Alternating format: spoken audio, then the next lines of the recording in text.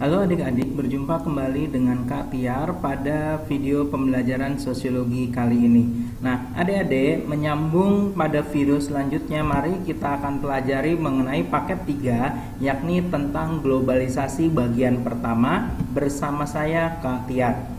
Nah, apa saja yang akan kita pelajari pada kesempatan kali ini, yakni adalah pengertian, ciri-ciri, tahapan dan teori globalisasi. Nah, adik-adik, untuk itu marilah kita simak pembelajaran pada kesempatan kali ini. Nah, adik-adik semua, terkait dengan pengertian globalisasi. Nah, kita lihat di sini menurut beberapa ahli dan secara umum kita bisa lihat bahwa globalisasi itu adalah proses mendunia. Seolah-olah terjadi kondisi atau keadaan hilangnya batas-batas teritorial antar negara. Itu secara umum adik-adik, asal kata globalisasi yakni dari kata global ya atau globe yang berarti bola dunia atau menyeluruh. Nah, adik-adik, menurut para ahli kita bisa lihat di sini yang pertama adalah menurut Theodore Levitt, globalisasi diartikan sebagai sebuah proses tumbuhnya kesadaran global. Menurut Mansur Faqih, globalisasi diartikan sebagai suatu proses integrasi ekonomi nasional ke ekonomi dunia berdasarkan pada perdagangan bebas yang sudah ada sejak zaman kolonialisme. Oke, adik-adik, kita lanjutkan. Menurut Anthony Giddens, dia mengartikan globalisasi sebagai identifikasi, relasi atau hubungan lokal sedunia yang menghubungkan lokalitas dan saling berjauhan sedemikian rupa sehingga sejumlah peristiwa lokal dibentuk oleh peristiwa yang terjadi pada jarak bermil-mil atau berkilometer jauhnya. Oke, adik-adik, selanjutnya menurut Ulrich Beck, ya, dia mengartikan globalisasi dengan 3 pengertian dasar dari beberapa istilah berikut. Yang pertama adalah deteritorialisasi. Ada keadaan seakan-akan batas geografis ditiadakan dalam segala aspeknya adik-adik karena kemajuan teknologi. Artinya dari sudut negara, yang dimaksud secara internal bahwa mereka seolah-olah sudah kehilangan batas karena bisa didatangi dengan mudah oleh orang-orang atau kebudayaan dari negara lain. Yang berikutnya adalah transnasionalisme, mendiadakan batas-batas geografis secara lintas negara yang dijalankan oleh lembaga transnasional yang berskala global. Jadi deteritorialisasi ya lama-lama meningkat ke transnasionalisme karena ada lembaga-lembaga multinasional atau transnasional yang berskala global yang hadir di dunia globalisasi seperti sekarang ini. Nah, yang ketiga adalah multilokal atau translokal, suatu proses yang mencirikan menuju ke hal-hal yang bersifat lokal dan global sama-sama pentingnya. Maka dari itu, dalam era globalisasi banyak masyarakat yang masih peduli dengan tradisi-tradisi lokalnya sehingga tetap melestarikan tradisi tersebut yang bersifat lokal, adik-adik. Nah, kita lihat di sini 3 konsep utama tadi yang telah dikemukakan oleh Ulrich Beck sama intinya sebenarnya dengan konsep sistem dunia. Ya, dalam teori sistem dunia Emanuel Wallerstein, maka kita dapat simpulkan bahwa teori sistem dunia itu sama dengan globalisasi yang terjadi sekarang ini. Ya, dengan the king sidu global, kita katakan bahwa sistem dunia ya sama dengan globalisasi yang membuat negara di dunia dipecah menjadi 3, yakni negara inti, negara semi periferi, dan negara periferi atau negara pinggiran. Adik-adik semua. Nah, kita lanjutkan terkait dengan ciri-ciri globalisasi, adik-adik. Kita lihat di sini sebetulnya banyak ciri-ciri globalisasi yang bisa kita lihat, yang bisa kita amati seperti dewasa ini. Namun, kakak rangkumkan dalam beberapa hal yang sering kali kita amati. Yang pertama adalah berkembangnya informasi yang mendunia. Dalam hal ini keberadaan internet, HP, handphone, komputer, beserta jaringannya itu membuat informasi semakin mendunia. Yang kedua adik-adik, pasar dan produksi ekonomi di negara-negara yang berbeda itu saling bergantung satu sama lain yang terjadi akibat perdagangan internasional.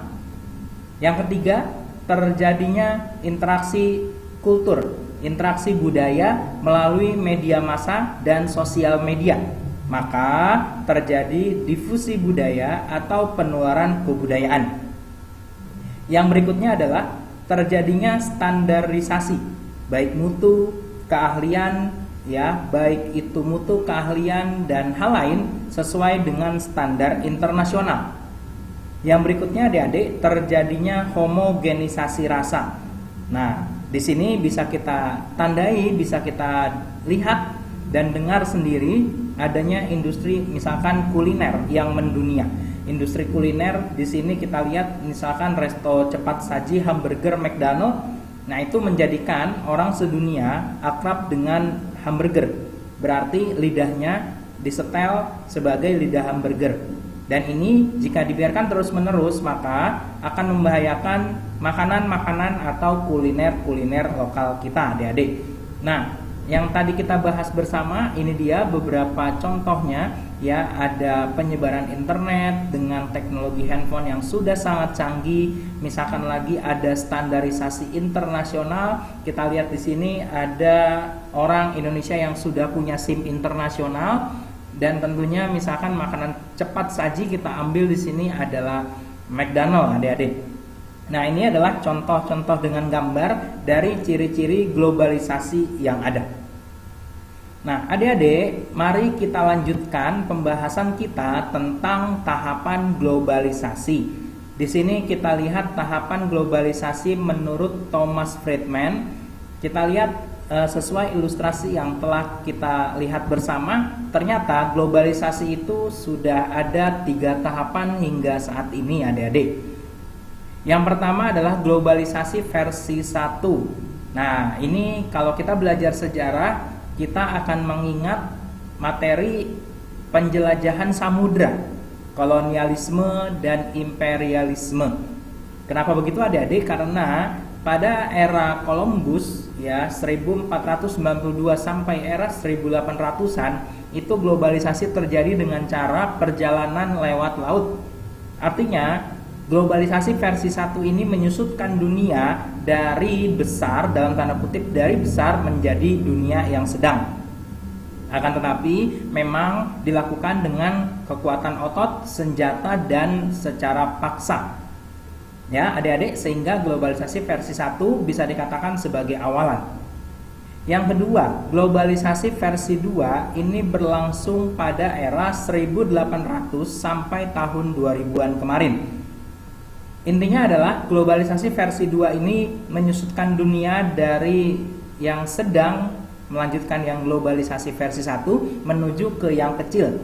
Artinya dalam hal versi 2 ini globalisasi ditandai dengan sudah mulai tumbuhnya perusahaan-perusahaan MNC, multinasional corporate, yang menggantikan tata cara permainan otot dan senjata tadi pada globalisasi 1. Nah, pada globalisasi 2 mulai muncul multinasional corporate dan dimulailah di situ munculnya teknologi-teknologi, dalam hal ini adalah komunikasi dan informasi plus transportasi, sehingga pergerakan manusia itu terjadi lebih cepat, adik-adik. Nah, itu dia untuk globalisasi versi 2. Nah, kita lanjutkan adik-adik mengenai globalisasi versi 3 yang dimulai pada era tahun 2000-an hingga sekarang. Dan globalisasi versi 3 ini dicirikan dengan dunia yang semakin kecil dan menjadi sangat kecil. Artinya apa? Di sini globalisasi versi 3 semakin menyatukan masyarakat dunia dalam tatanan dunia yang datar, dalam tanda kutip, yang memungkinkan internet semakin cepat diakses, teknologi seluler semakin baik, dan orang-orang banyak yang sudah bekerja dalam kelompok, baik jarak dekat maupun jauh. Dan terbukti pada masa pandemi ya virus corona 2019 dan 2020 ini, ya banyak orang yang memanfaatkan globalisasi versi 3 untuk terus melaksanakan dan mentuntaskan pekerjaan mereka sehari-hari, adik-adik.